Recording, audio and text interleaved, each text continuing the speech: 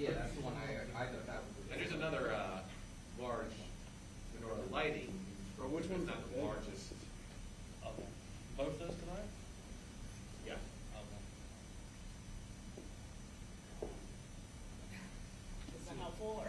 Yeah, no, yeah. I'm just trying to think of what the Yeah. I just want menorah.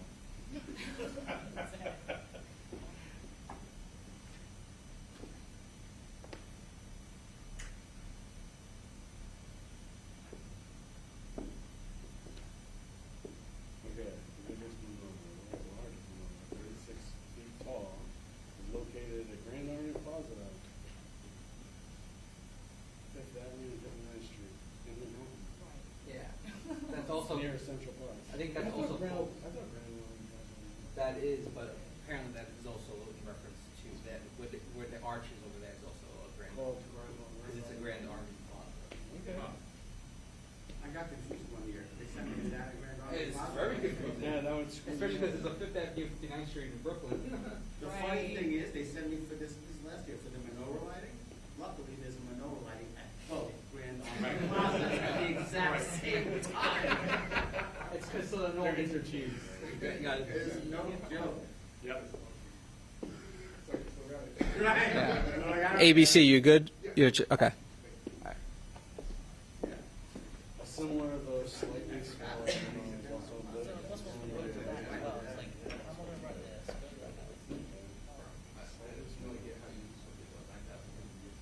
What time is that?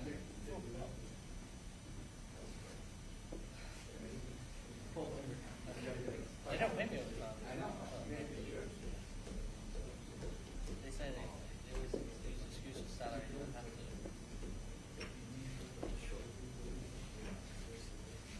Our organizations aren't funded by the taxpayer. I made a lot of overtime with the New York Post, so. Yeah, but you earned it. Shell is getting over $200,000 a year for the rest of his life. And if he lives to like 80, you can't do math that fast. But it's millions of dollars.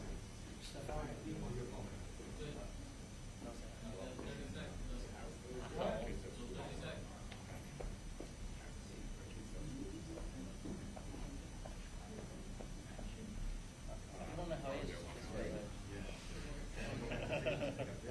People were talking over my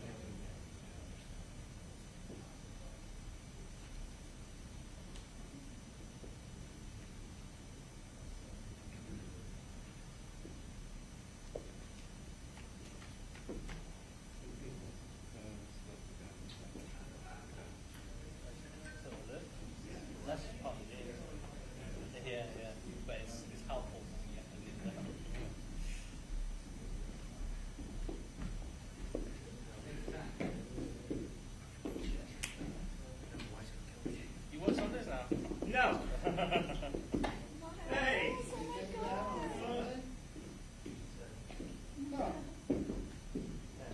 I tell my wife, I'll be back at 3 o'clock. Be ready to go to the grocery store. You're a double? Yes. Oh my God. What's wrong? Herpes.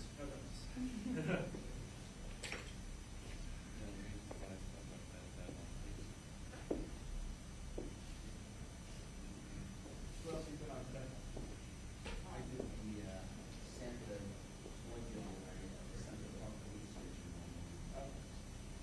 So easy. It's been an easy day. I guess, yeah, yes, it's been long, busy. Not too busy. Of course, I text messages or messages.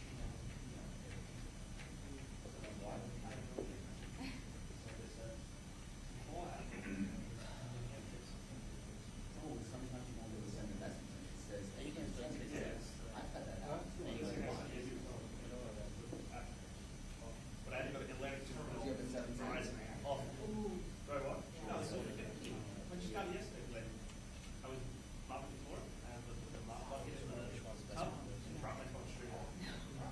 What is that? That's not. It's not. No, it's about me. But I got the same thing for replacement, which is like, I mean, It's supposed to be waterproof for like minutes, 6 feet. crazy. And then, Oh, yeah, let me know. I got a couple stops in the last hour. Also got one. Wessex is the worst one. My feet are tough. That's why I'm wearing these. Satellite feature and It's all bullshit. I don't believe any of it.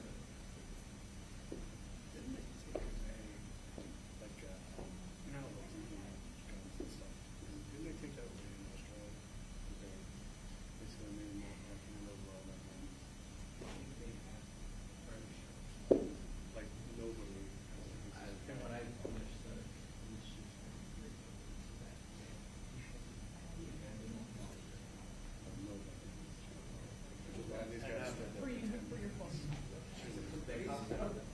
Then, like, yeah, get into our system. That's why they took steps. No, I know. And I don't know why.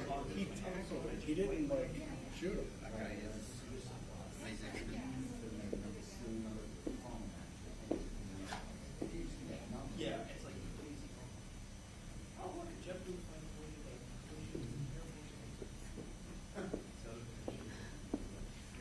That guy wouldn't have lasted 10 seconds in like Texas. He got 10 minutes.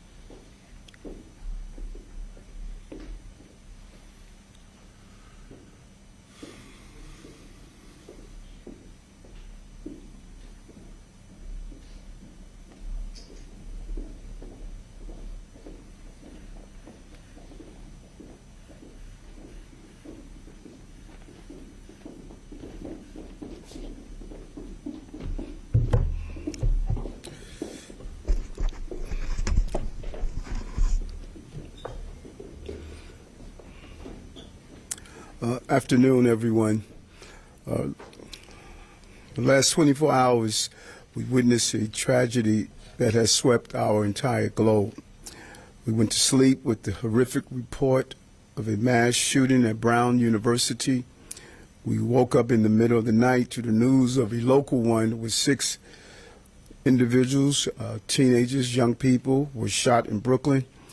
And we woke up this morning to hear about a devastating terrorist attack in Austria. The shock, the pain, the grief, no words can adequately describe those feelings. The police commissioner will go over what we know about the shooting in Brooklyn and a update on the Brown University shooting and what's playing out in Austria. When you think about it, 6 babies were shot in Brooklyn overnight while attending a Sweet 16. And it just tells us how our continuous effort to remove illegal guns off our streets have a crucial role in the city.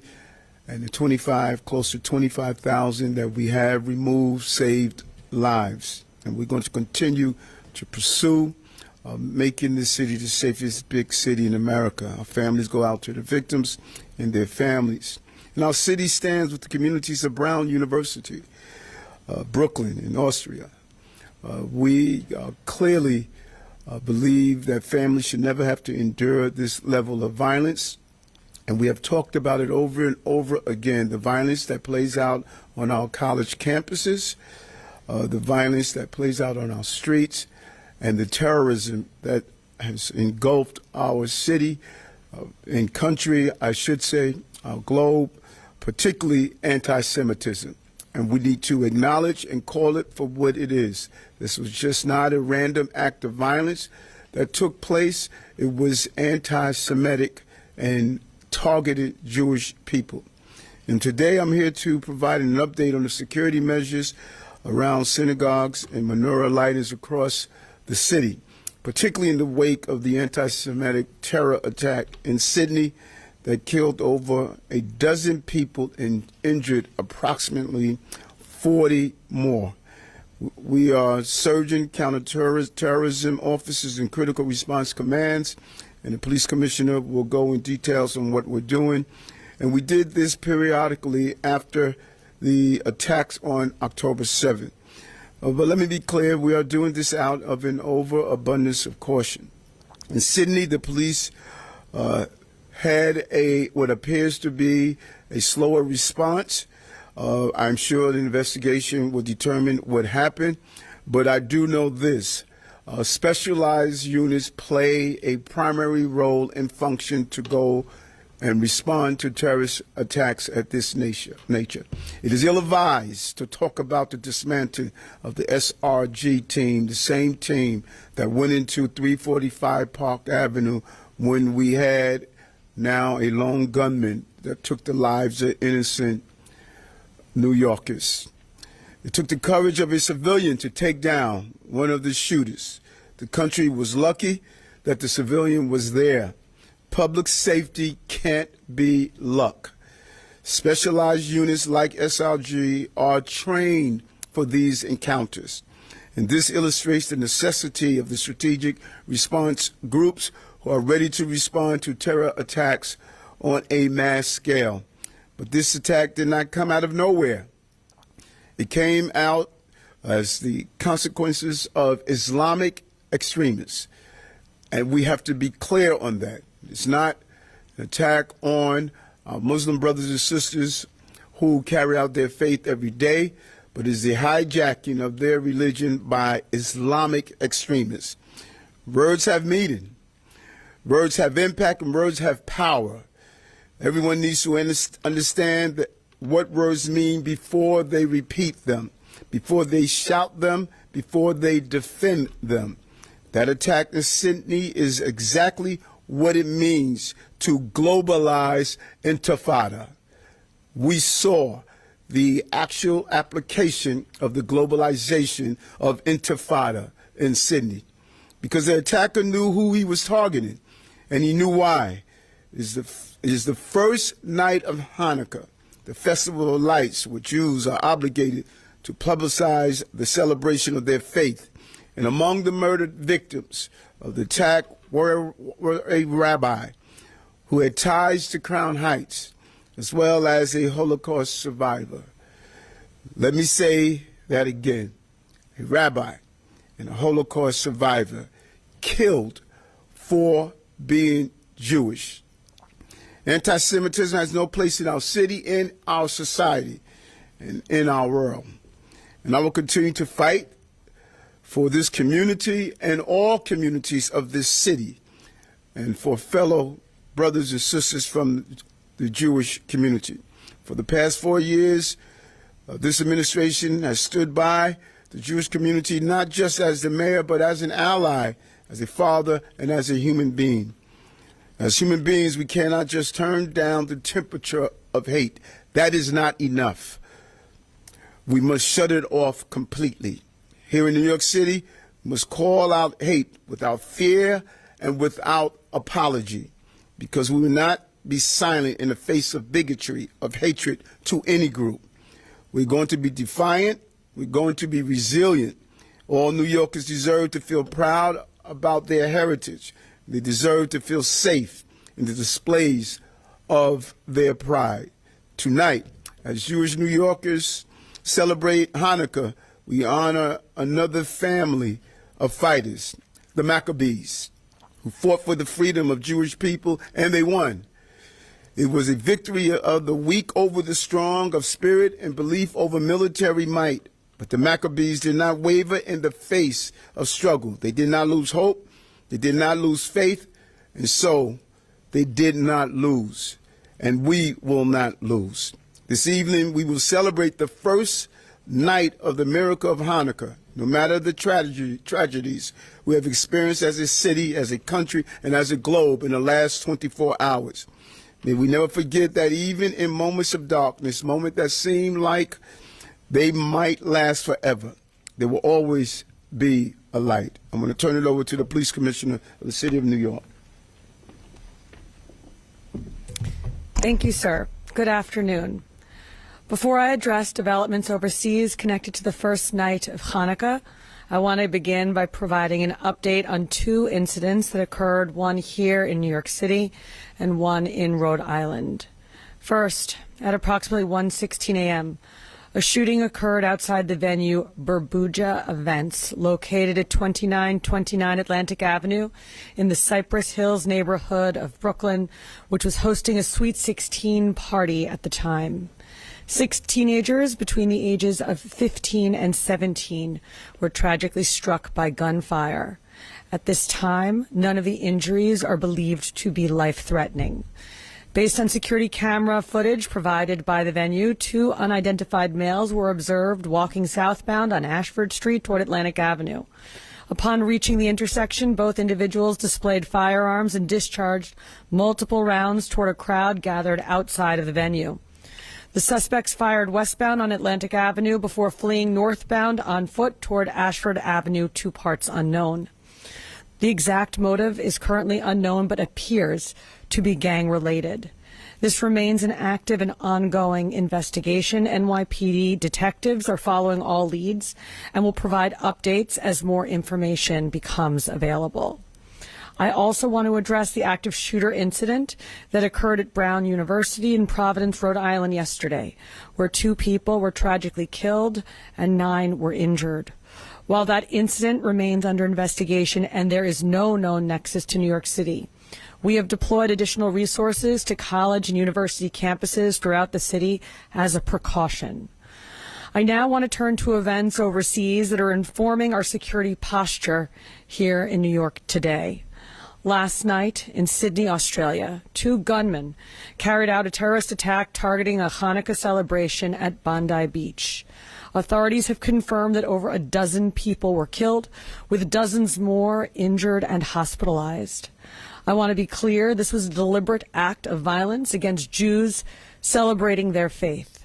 Our hearts are with the victims, their families, Chabad, and Jewish communities here and around the world. Since the attack occurred, the NYPD has been in continuous contact with our law enforcement partners in Australia, and we are receiving updates directly from our NYPD liaison officer stationed in Sydney. We are closely monitoring developments as more verified information becomes available. This, too, remains an active investigation. Based on preliminary information at this time, authorities report that 2 assailants opened fire from an elevated position overlooking Bondi Beach, where hundreds of people had gathered to mark the first night of Hanukkah.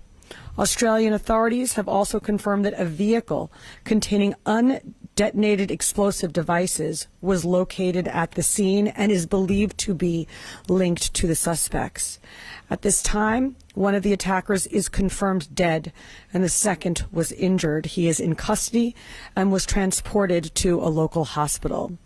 2 Australian police officers were also critically injured in the attack. At this point, there is no known nexus to New York City, and we are not tracking any specific, credible threats related to Hanukkah events here. Out of an abundance of caution, the NYPD has significantly increased security around Hanukkah-related events, menorah lightings, and Jewish houses of worship across all 5 boroughs.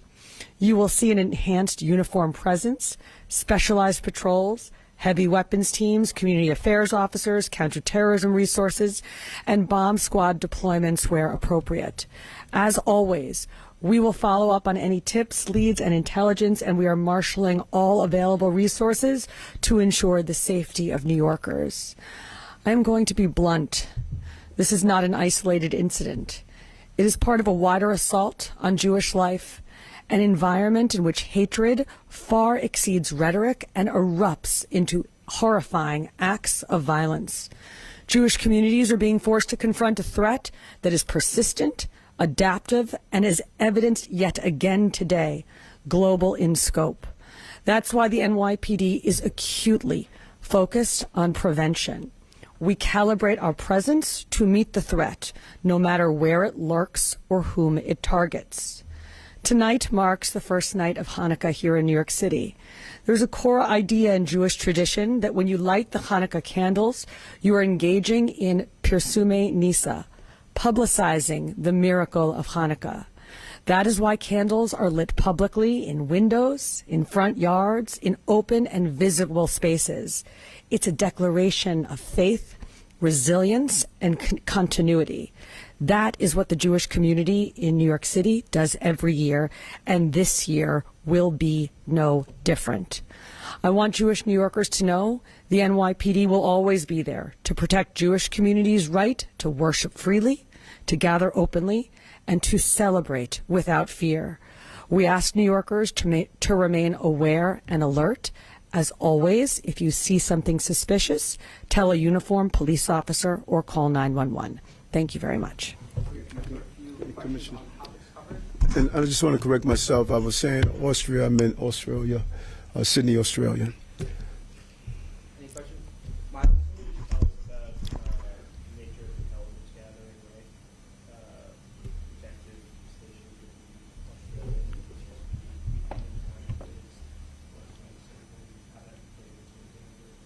gathering teams, that set up. Yeah, it's really game-changing for us, and we've expanded our international liaison program. The NYPD is truly global now, but immediately when the attack occurred, our international liaison was on the phone with myself, with our intelligence and counterterrorism teams, giving us real-time information so that in the middle of the night, while most New Yorkers were sleeping, the NYPD was already preparing our updated deployments of officers to houses of worship. We got an early start on planning for the public menorah lightings later this evening.